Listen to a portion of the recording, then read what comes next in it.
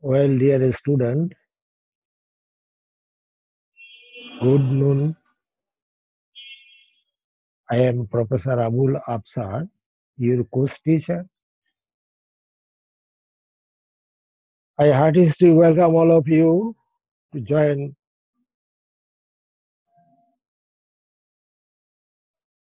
the class.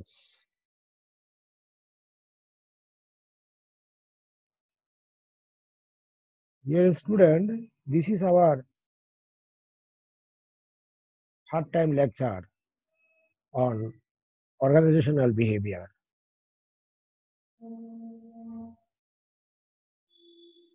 So, today's lecture we will basically discuss about the individual behavior.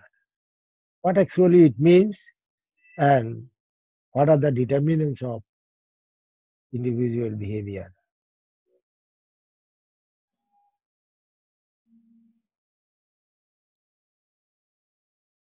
Dear student, let us first of all we'll try to know what is the meaning of behavior.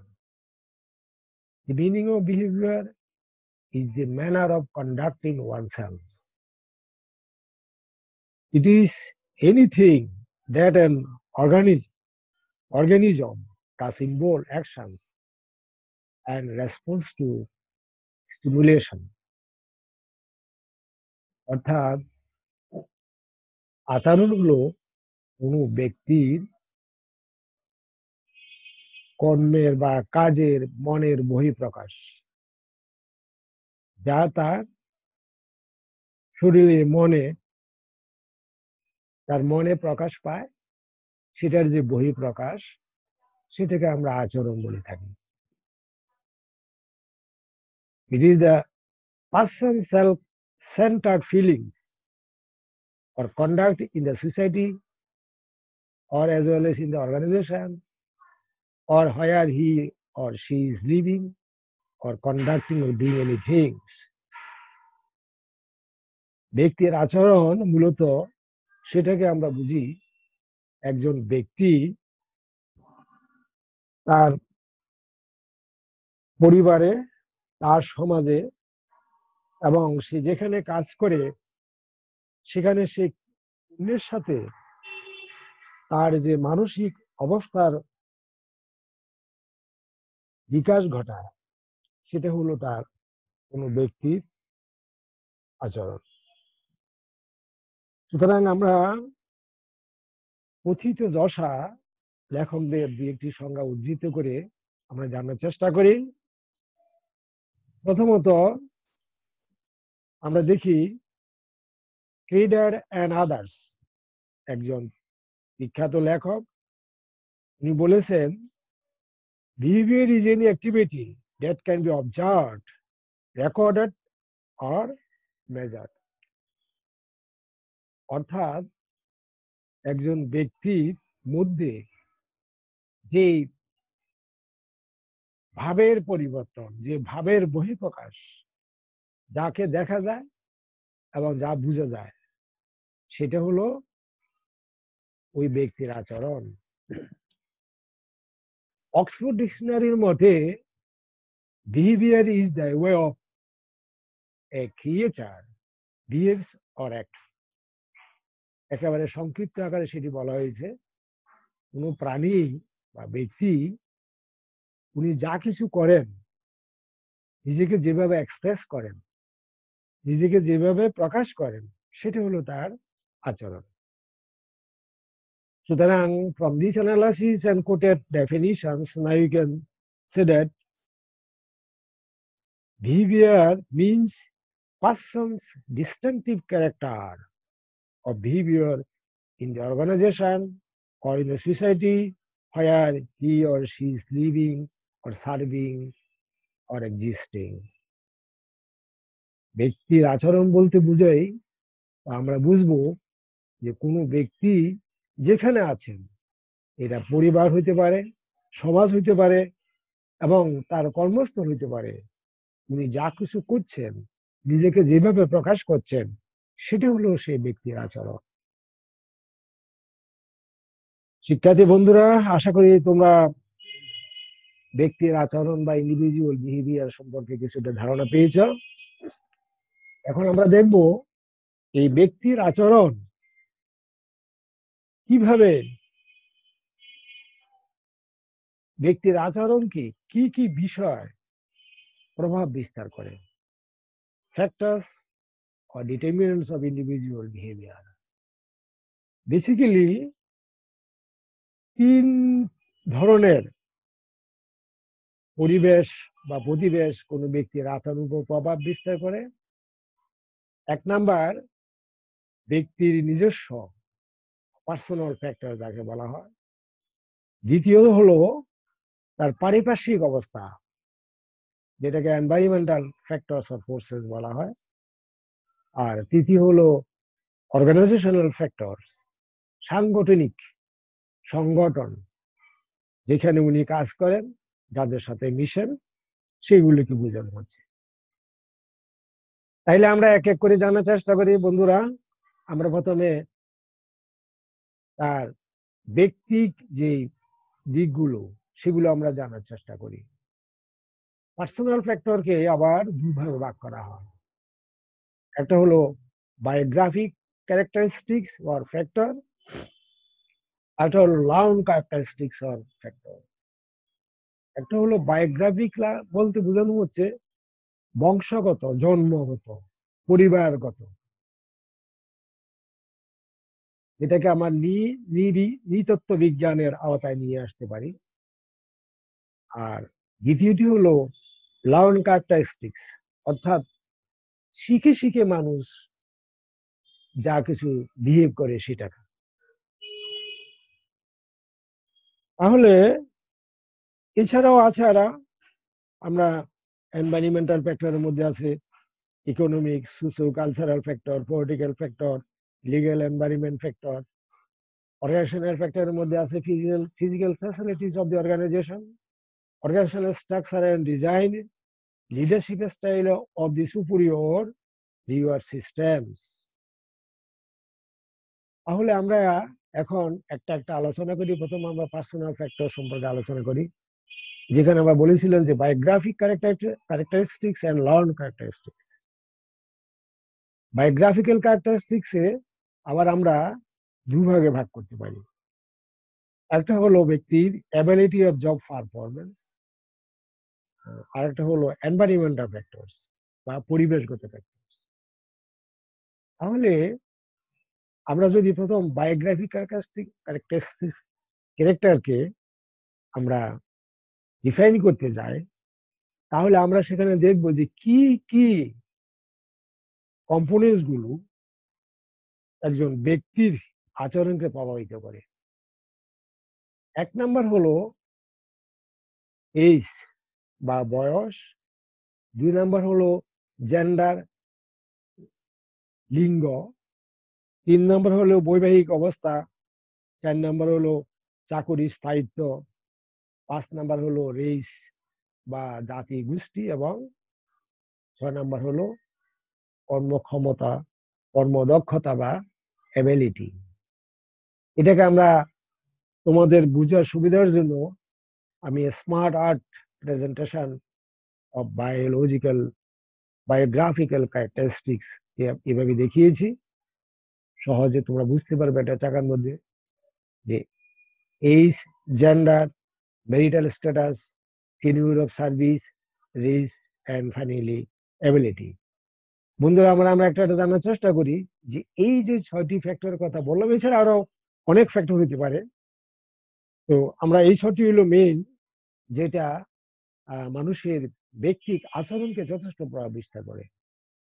বয়সের সাথে মনের সম্পর্ক, কারণ বয়স যত কম হবে, বয়স যত বেশি হবে, বয়স যদি মধ্যবর্তী অবস্থানে থাকে, এই 3 অবস্থায় মানুষের 3 ধরনের আচরণ পরিলক্ষিত হয়। তাইলে আমরা এখন দেখার চেষ্টা করি the behavior of an individual during performance of job mostly depend on his age, because there is a relationship between age and job performance. এই দুটোর মধ্যে একটা ভালো সম্পর্ক বয়সের সাথে। চাকরি ক্ষেত্রে 2 ধরনের মানুষের বয়সের মধ্যে 2 ধরনের অ্যাটিটিউডস বা মননশীলতা কাজ করে। মানুষ যখন কাজ করে, প্রত্যেক কাজ ছাড়া প্রত্যেক মানুষের মধ্যে দুটো মননশীল ধারণা তার ভিতরে থাকে। একটা হলো নেগেটিভ অ্যাটিটিউডস, একটা হলো পজিটিভ অ্যাটিটিউডস। কিছু লোক আছে বেশিরভাগ ক্ষেত্রেই তারা নাকে প্রাধান্য দিয়ে থাকে, এবং এই না প্রাধান্য দেওয়ার বেশ কিছু কারণও আছে, এটা বয়সের সাথে সম্পর্ক। আমরা প্রথম এই সম্পর্কে জানার চেষ্টা করি যে job performance speed decline with increasing of age in the following. অর্থাৎ আমরা জীবন চক্র, তোমরা নিশ্চয় পড়েছ যে জীবন চক্রকে আমরা যদি 0 দিন থেকে, অর্থাৎ 1 দিন থেকে, জন্মের দিন থেকে আমরা স্টার্ট করি, তাহলে সেটা উপরের দিকে উঠবে। উপরের দিকে উঠে এক জায়গায় স্থির হবে, আবার সেটা নিচের দিকে নামবে। তার মানে আমি যখন জন্মগ্রহণ করেছি, আমি ছোট ছিলাম, এরপরে বড় হলাম, বড় হতে হতে লেখাপড়া করে এসে বিয়ে শাদী করলাম, ঘর সংসার করলাম, চাকরি বাকরি করলাম, এবং এখানে 40 বছর পর্যন্ত 30 বছর পর্যন্ত ধরা হয় লার্নিং পিরিয়ড। 35 থেকে 40 হলো মানুষের জ্ঞানের পরিধি বিস্তৃতির সবচেয়ে ভালো সময়। আর 40 থেকে 55 বা 60-এর আগ পর্যন্ত এটাকে বলা হয় mature regarding age, experience and work ability. এই 40 থেকে 60-এর আগ পর্যন্ত এই বয়সটা হলো মানুষ কাজে কর্মে পরিপক্ত। তাহলে যাদের বয়স এখন 55 থেকে 70, এদের অবস্থায় কি দাঁড়াবে? 55 থেকে আস্তে আস্তে মানুষের কাজের ক্ষমতা কমে যেতে থাকে। তাহলে এগুলোকে আমরা ঠিক এভাবে আলাপ করতে পারি, প্রোডাকশন সার্ভিস আস্তে আস্তে কমে যাবে, কারণ স্টিমিনা কমে যাবে, কাজের উদ্যোগ কমে যাবে। এরপরে তার অল্টারনেটিভ জব তার খুব কম, সুতরাং সে ইচ্ছা করলে যে কোনো জবে যেতে পারছে না। এসব দিক থেকে চিন্তা ভাবনা করে মানুষের মরালিটি বা মেন্টালিটি অনেক ক্ষেত্রে লো হয়ে যায়। এটা হলো less likely to resign from the organization. এরা কিন্তু সহজে প্রতিষ্ঠান থেকে যায় না, যেতে চায় না, কারণ ওই যে একটা, সেটা হলো কি, ফিয়ার অল্টারনেটিভ জব অপরচুনিটিস। তার অন্যদিকে চলে গিয়ে হঠাৎ করে কাজের সন্ধান পাবে, এই বিষয়টি সেখানে তার নাই।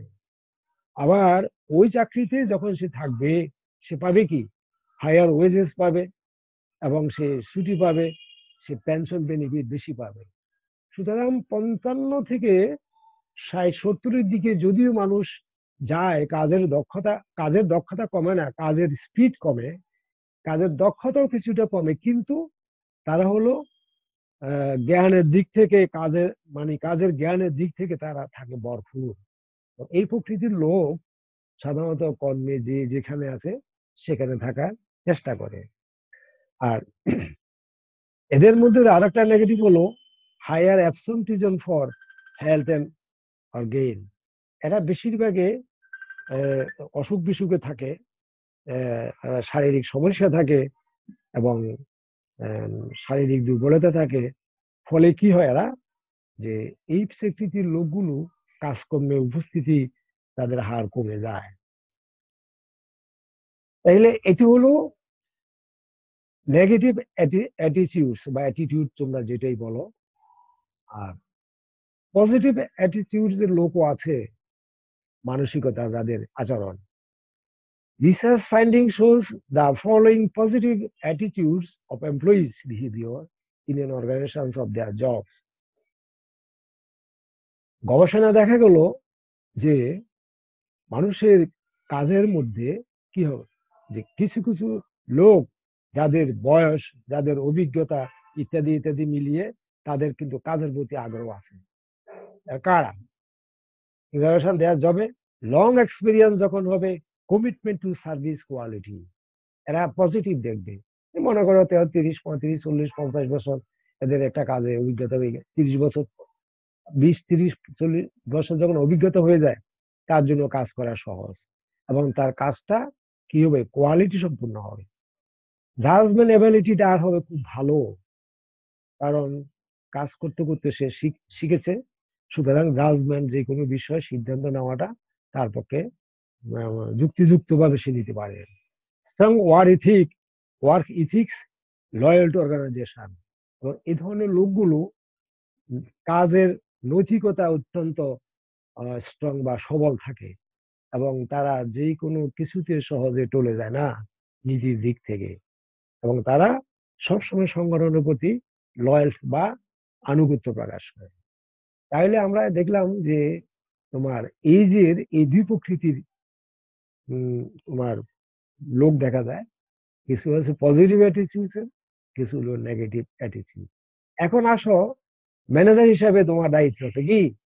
ম্যানেজার হিসেবে তোমাকে খেয়াল করতে হবে কখন যে আমি কোন পোস্টের জন্য, আমি কোন বয়সের লোক আমি রিক্রুট করব।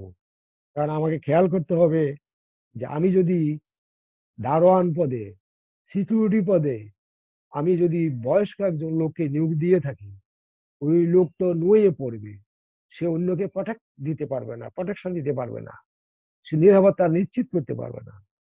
আবার যদি আমি সিদ্ধান্ত গ্রহণ করার যে সকল জায়গা, সেখানে অভিজ্ঞ লোককে আমি বসিয়ে দিই, তাহলে কি হবে, সে ভালো সিদ্ধান্ত নিতে পারবে না। তাহলে খেয়াল করতে হবে। এই জন্য তোমরা লক্ষ্য করবে বড় বড় প্রতিষ্ঠানে দেখবে যারা সিকিউরিটি পদে আছে, সুঠাম দেহ, ভালো স্বাস্থ্য এবং তারা মাঝারি বয়সের, এবং যাতে অন্য আক্রমণ করলে যে কোনো কিছু তারা প্রোটেকশন দিতে পারে। আবার খেয়াল করবে তোমরা যে ইনফরমেশন ডেস্ক বা অনুসন্ধান যেখানে আছে, সেখানে দেখবে যে বয়স্ক লোক নাই, সেখানে ইয়াং এনার্জেটিক এবং স্বাস্থ্য চেহারা সুন্দর এই ধরনের লোককে দেওয়া হয়। তার অর্থটা কি? তাদের এনার্জি আছে, তারা সুন্দর কথা বলবে, অন্য আসলে তার তাকে দেখে আপ্লুত হবে। আবার যখন তুমি যাবে একটা সেকশন ডিপার্টমেন্টের প্রধান, দেখবে উনি কিন্তু অল্প বয়সী না এবং ওনার মাথায় চুল নেই, উনি হয়তো কালো হইতে পারে, উনি ফর্সা হইতে পারে, এইটাও বড় কথা না। বড় কথা হলো যে উনি সিদ্ধান্ত কেমন নিতে পারে এবং সিদ্ধান্ত নেওয়ার দক্ষতা। তাহলে আমরা এটাকে, তোমরা স্ক্রিনে দেখো যে জবের ক্ষেত্রে কিভাবে আসে। যে প্রথম তারা এন্টায়ার করে, প্রথম দিক থেকে যে এখানে যেটা যেটা আছে, আমি তোমাদের এখানে সরি দেখো তোমরা, যে এন্টায়ার করলো সে, এই যে এখানে এন্টায়ার করলো একদিন প্রথম জীবনে, জবে ঢুকলো, তারপরে সে জব করলো, তার মিডল এজ, মধ্য বয়স এলো, মধ্য বয়স থেকে আবার ইউ টার্ন, যেটা ঢুকলাম আবার নিচে নামলো, আবার সে উপরের দিকে চলবে। তার মানে উপর মানে হলো এখানে ওল্ড এজ।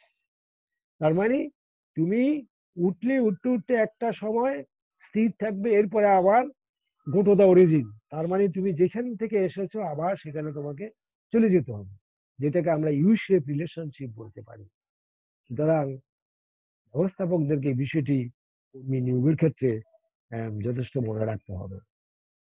জেন্ডার মানে নারী পুরুষ যাকে বলা হয়, লিঙ্গ, এবং এই লিঙ্গও কিন্তু তাদের বিহেভিয়ার বা আচরণের ক্ষেত্রে নারী পুরুষের আচরণের ভিন্নতা রয়েছে। যেমন সেটা কেমন, মেনের স্টেবল এমপ্লয়িজ আর লেস স্টেবল এমপ্লয়িজ। দেখবে যে কোনো চাকরিতে পুরুষ কিন্তু সহজে চাকরি ছাড়ে না, কারণ সে নিজের জন্য, নিজের নিজেকে গড়ার জন্য, তার পরিবারের জন্য। আর মহিলারা একটু সমস্যা হলে কিন্তু চাকরি বেশিরভাগই তারা ছেড়ে দেয়। তার মানে সে তো ডিপেন্ডেন্ট, সে তার বাবার, হয়তো বাবার বাবার কাছে আছে অথবা স্বামীর ঘরে আছে। এই জন্য সকল ক্ষেত্রে সকল কাজে মহিলা নিয়োগ এবং সকল কাজে পুরুষ নিয়োগ সেটাও সঠিক না। তারপর হলো প্রেফার ফুল টাইম জব। পুরুষ সবসময় ফুল টাইম জবটাকে পছন্দ করে, মেয়েরাও ফুল টাইম করে, তবে তারা যদি একটু সুযোগ পায়, তার মানে যেটাকে পার্ট টাইম অ্যাডভান্স বা কম সময় দেওয়া প্রতিষ্ঠানে, এটা তারা প্রেফার করে, কারণ তার সংসার আছে, সন্তান আছে, স্বামী আছে, ইত্যাদি ইত্যাদি।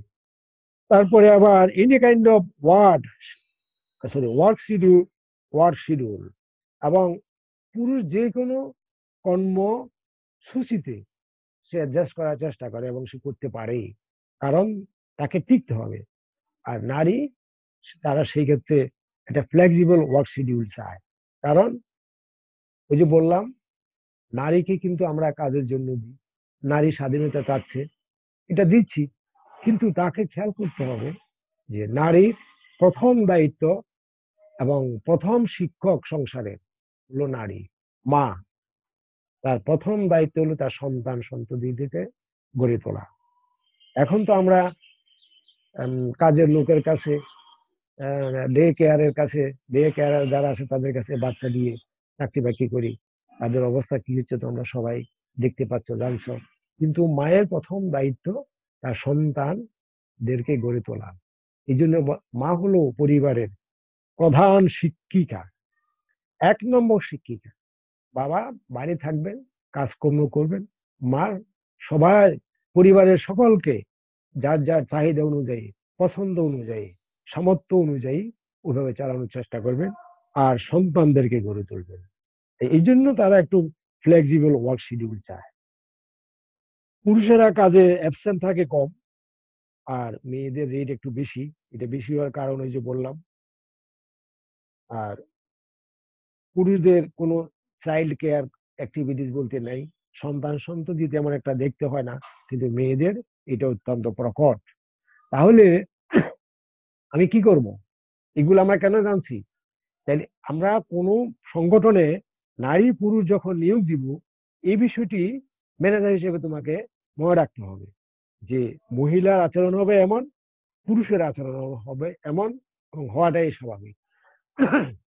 এই জন্য সকল কাজে, সকল প্রতিষ্ঠানে সমভাবে নারী পুরুষ নিয়োগ সমীচীন নয়।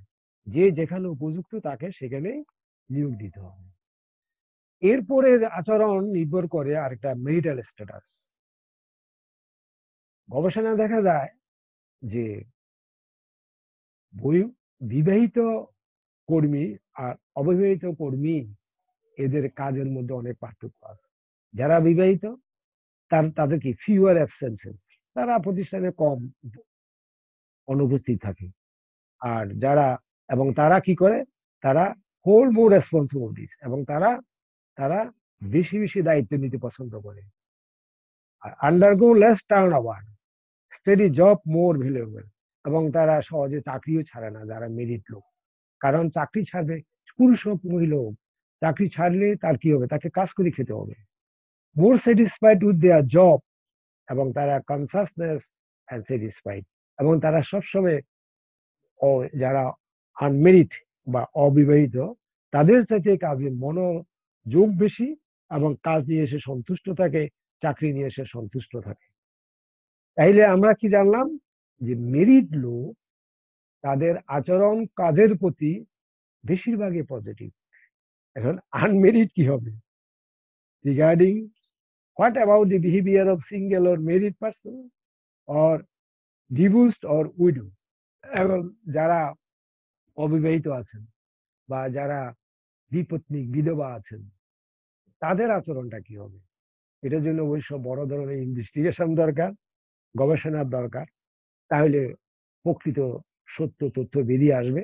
তবে আমরা এতটুকু বলতে পারি যে আনমেরিড এবং মেরিড এই দুইয়ের মধ্যে কাজের ধীর স্থিরতা এবং দিক থেকে মেরিট লোক অত্যন্ত পছন্দনীয়। কারণ একজন মেরিট লোক সে চিন্তা করবে আমার পিছনে আমার উপর নির্ভরশীল পরিবারের সদস্য আছে, আমাকে কাজ করতে হবে। আর আনমেরিড চিন্তা করে "ধ্যাৎ, এখানে হলো তো হলো, না হলে অন্য জায়গায় চলে যাব, একা মানুষ, সমস্যা কোথায়?" এই ধরনের একটা মানসিকতা সবার মধ্যে কাজ করে, যেটা আমি যখন আনমেরিড ছিলাম আমার মধ্যে ছিল। কিন্তু এখন তো আমি চিন্তা করি আমাকে আমার কাজ করতে হবে, আমার স্ত্রী আছে, আমার সন্তান আছে, সুতরাং এদের ব্যয়ভার আমাকে বহন করতে হবে। সুতরাং আমাকে আমার কাজে নিমগ্ন হতে হবে। এই যে তোমাদেরকে আমি আর একটা বাস্তব উদাহরণ দিই, খুব লক্ষ্য করো, আমি তোমাদের জন্য রাত দিন খেটে, রাতের 12টা 1টা পর্যন্ত খেটে এই যে স্মার্ট স্লাইড জুম ক্লাস দিচ্ছি, এটা কিন্তু এই সহজে আসেনি। এটাকে 2-3 দিন আমাকে কাজ করে এইভাবে সাজিয়ে এটাকে প্রেজেন্ট করতে হচ্ছে। কিন্তু একজন মেয়ে মানুষ উনিও করবেন, তবে বেশিরভাগ মেয়েরা এতটুকু কষ্ট করতে চাবেন না। সরি, উনি চিন্তা করবেন যে এত কষ্ট করে আমার আবার সংসার, সন্তান, স্বামী, তখন এই যে একটা পার্থক্য এখানে কিছুটা মেরিট এবং আনমেরিটের মধ্যে থাকবে। এরপরে যেটা আছে tenure of service, job tenure in employment behaviour of employees works are as follow workers are as follow. তাহলে long job tenure positive job হবে, প্রোডাক্ট এবং পজিটিভ জব প্রোডাক্টিভিটি হবে। চাকরির যদি স্থায়িত্ব বেশি হয় তাহলে কর্মীর কাজও ভালো হবে, তার ব্যবহার ভালো হবে, এক্সিস্টেন্সের জব এবং যার চাকরির নিরাপত্তা আছে তার অ্যাবসেন্ট হবে সেই প্রতিষ্ঠানে কম, এবং চাকরি যদি দীর্ঘ সময় সে করতে পারে, এই ধরনের নিশ্চয়তা থাকে সে এবং সহজে প্রতিষ্ঠান ছেড়ে যাবে না। মানে রিসার্চ বা গবেষণা বলছে first behaviour is the best predictor of future behaviour. তাহলে কোনো কর্মী নিয়োগের সময় তার আচরণ লক্ষ্য করতে হবে, সে অতীতে কত কোন কোন জায়গায় কাজ করেছে এবং সে কাজ করি সেখান থেকে ইচ্ছায় ইচ্ছা অথবা অন্য কোনোভাবে সে চলে আসছে কিনা, অর্থাৎ যার চাকরি ছাড়া প্রবণতা বেশি আছে কিনা। তাইলে আমরা এগুলি বিশ্লেষণ করলেও তার সম্পর্কে জানতে পারবো। জানি job tenure and job satisfaction আর পজিটিভলি রিলেটেড, এই দুটো জিনিস কিন্তু একসাথে। তা আমাদের ম্যানেজার সাহেবদেরকে এই বিষয়টি মাথা রেখে কিন্তু লোক নিয়োগ দিতে হবে এবং তাদের কাজ তদারকি করতে হবে। রেস, ধর্ম, জাতি, গোষ্ঠী বা যেটাকে বলা হয়, এটা অনেক ক্ষেত্রে কন্ট্রোভার্সিয়াল বটে, আবার অনেক ক্ষেত্রে দেখা যায় যে এটা কিছুটা সঠিকও। যেমন অনেকে প্রত্যেকে যারা কাজে আছে প্রত্যেক কলিগ তার স্বজাতি স্বগোত্র স্বধর্ম এবং আত্মীয় স্বজন এদেরকে ফেভার করে এবং এই মানসিকতা কর্মীদের মধ্যে থাকে। এটাকে আমরা যে ক্ষেত্রে প্রমোশনের ক্ষেত্রে হতে পারে, বেতন বৃদ্ধির ক্ষেত্রে হতে পারে, সিদ্ধান্ত নেওয়ার ক্ষেত্রে হতে পারে। সুতরাং এই এই যে জাতি ধর্ম বর্ণ গোত্র, এটাও মানুষের ব্যক্তির আচরণের উপর যথেষ্ট প্রভাব বিস্তার করে। শিক্ষার্থী বন্ধুরা, দ্বিতীয় যেটা সেটা হলো জব পারফরমেন্স। আমরা মনে হয় আরো কিছুক্ষণ সময় কাজ করতে পারবো। আহ আধা ঘন্টার উপর হয়ে গেছে, আমাকে স্যার বলেছেন যে 40 মিনিটের মধ্যে শেষ করার জন্য। আর একটু বলি, অ্যাবিলিটি অফ জব পারফরমেন্স, এই কাজ করার ক্ষমতার উপরে কিন্তু ব্যক্তির ব্যবহার বা আচরণ নির্ভর করে, এবং এটাকে দুই ভাগে ভাগ করা হয়। একটা হলো ইন্টেলেকচুয়াল এবিলিটি, আর একটা হলো ফিজিক্যাল এবিলিটি, এটা বুদ্ধিমত্তা, আর একটা হলো শারীরিক। এবং ইন্টেলেকচুয়াল এবিলিটি কি? এটা হলো thinking, reasoning, problem solving. The dimension of intellectual abilities are number at aptitudes, arithmetical counting। অর্থাৎ যার এখানে ইন্টেলেকচুয়াল বিষয়টা আমরা এইভাবে নিব, অনেকে কিন্তু সংখ্যা, যোগ, বিয়োগ, অ্যানালাইসিস এগুলাকে খুব ভয় পায় এবং করতেও পারে না। আবার অনেকে কিন্তু এটাকে খুব আকর্ষণ, এটার মধ্যে খুব একটা আকর্ষণ আছে। তাহলে দেখা যাচ্ছে আমি যদি যোগ বিয়োগ গুণ পূরণ ভাগ এগুলো কম পছন্দ করি বা তেমন একটা না পারি, তাহলে সেখানে আমার বিহেভিয়ারটা কিন্তু পজিটিভ হবে না। আর যে পারে তার জন্য এটা হবে পজিটিভ। আবার অনেকে verbal compensation read or hard, যে প্রত্যেক মানুষই কাজে এটা স্বীকৃতি চায়, এটা এটা অনারিয়ম চায়, সেটা মৌখিক ভাবে হোক, সেটা আর্থিক ভাবে হোক। সুতরাং যদি এই ধরনের প্রণোদনা মানুষকে দেওয়া যায়, তাহলে সে গেলে কি হবে, সে তখন কাজের প্রতি আগ্রহ তার বাড়বে। Perceptual speech see the visual similarities and differences, অর্থাৎ যার কর্মক্ষমতা আছে, যার কর্মক্ষমতা আছে এবং কিসের, জ্ঞানের দিক থেকে জ্ঞানে পরিপূর্ণ, দক্ষ, এবং সে সকল কাজকে কিন্তু পজিটিভ হিসেবে দেখবে।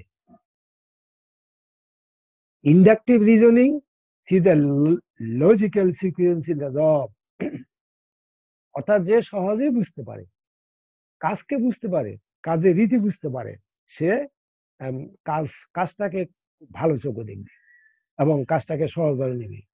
আর ডিডাকটিভ যদি রিজনিং হয়, তাহলে কিন্তু তার নেগেটিভটাই দেখবে। স্পেশাল ভিজুয়ালেশন এবিলিটি টু ইমাজিন, এবং যার তোমার চক্ষু খোলা, জ্ঞানের চক্ষু খোলা, প্রশস্ত, সে কিন্তু কাজকে বুঝতে পারবে এবং এটা সিদ্ধান্ত নিতে পারবে। ফলে কি হবে, তার ইমাজিন করা সহজ হবে এবং তার জন্য কাজ করা সহজ। আর যার memory sharp, ability to retain and recall fast experiences, এবং সে সহজে কাজকে বন্ধু হিসেবে গ্রহণ করবে, তার আচরণ হবে প্রতিষ্ঠানেও ভালো। এরপরে আমরা যেটা দেখবো ফিজিক্যাল এবিলিটিস, এটা আমরা সবাই বুঝি, শারীরিক সামর্থ্য। শারীরিক সামর্থ্য কিন্তু কর্মীর কার্য সম্পাদন সাথে সাথে তার আচরণের উপর যথেষ্ট প্রভাব বিস্তার করে। সেগুলো কিভাবে আমরা এভাবে দেখতে পারি, যে ডাইনামিক স্ট্রেংথ, মাসকুলার ফোর্স, যার শরীরে ভালো শক্তি আছে,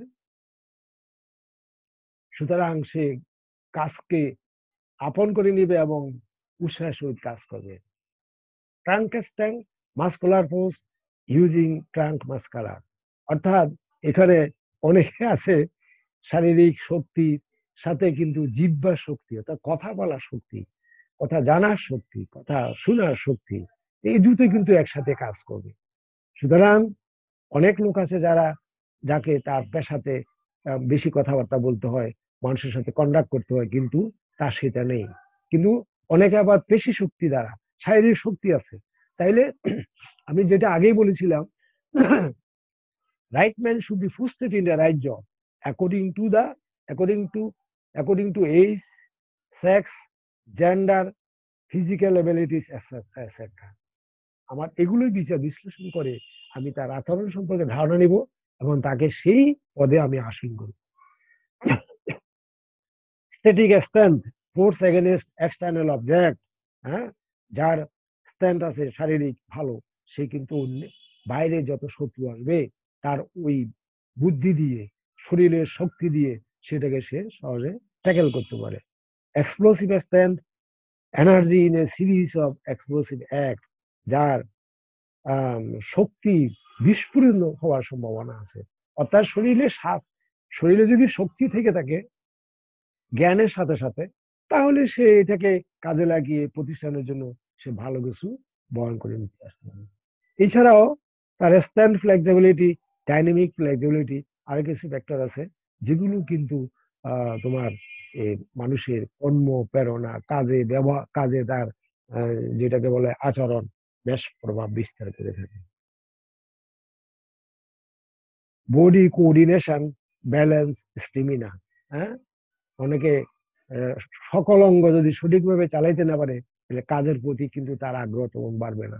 এটা বিশেষ করে আমরা নারীর কথা বলতে পারি, কিংবা শারীরিক যারা প্রতিবন্ধী তাদের কথা বলতে পারি। অনেকে আবার দেখা যায় যে ব্যালেন্স বা কাজের মধ্যে, কাজ এবং নিজের শরীরের শক্তি এবং জ্ঞানের পরিধি, এইগুলোর মধ্যে একটা সমন্বয় সাধন, ব্যালেন্স মানে সমন্বয় করতে পারে না। তাইলে সমন্বয় যদি করতে না পারে, এই ব্যালেন্সটা কিন্তু তখন তার ব্যক্তির ব্যবহারে প্রভাব বিস্তার করে। এই জন্য তুমি লক্ষ্য করবে যে কর্মী কাজ করতেছে অনেকে খুব আনন্দের সাথে করে, আর কেউ দেখা যায় অসন্তুষ্ট এবং মনও কালা, অর্থাৎ মন তার হাসি খুশি না। এটা একমাত্র কারণ হলো তার শরীরের শক্তি, তার মনের শক্তি এবং জ্ঞানের পরিধি। আর সবশেষে স্টেমিনা, যেটা খুবই প্রয়োজন, এবং স্টেমিনা যার যত বেশি থাকবে সে ততই বেশি কাজ করতে পারবে। আর স্টেমিনা কম হলে তার দ্বারা সকল কাজ সবকিছু সুচারুরূপে করাও সম্ভব হয় না। তাহলে আমরা কি জানলাম, যে ফিজিক্যাল এবিলিটিস কিন্তু কর্মীর আচরণের উপরও এই বিভিন্নভাবে প্রভাব বিস্তার করে। অর্থাৎ এখানে ম্যানেজার হিসেবে তোমাকে খেয়াল করতে হবে আমি কোন কাজের জন্য, কোন ধরনের এবং কেমন শারীরিক শক্তি সম্পন্ন লোক আমাকে নিয়োগ দিতে হবে, এবং এই বিষয়টিকে যথেষ্ট গুরুত্ব দিয়ে যদি তুমি সংগঠনের জন্য প্রয়োজনীয় কর্মী নিয়োগ দাও, তাহলে সে যথাযথভাবে কাজ করবে। এই জন্য বলা হয় right man should be posted in the right job. সঠিক লোককে সঠিক জায়গায় নিয়োগ দিতে হবে। শিক্ষার্থী বন্ধুরা, আমাদের সময় শেষ, আজকে এতটুকুই। পরবর্তী ক্লাসে আমরা এনভায়রনমেন্টাল ফ্যাক্টর যেগুলো আছে ফ্যাক্টর সেগুলো আলাপ করব। বা খোদা হাফেজ, তোমাদের সবাইকে অশেষ ধন্যবাদ। Good bye. আমি প্রফেসর আবুল আফসার। আগামী ক্লাস দেখার তোমাদের আমন্ত্রণ জানিয়ে আজকের মতো এখানে শেষ করছি। খুদা হাফেজ।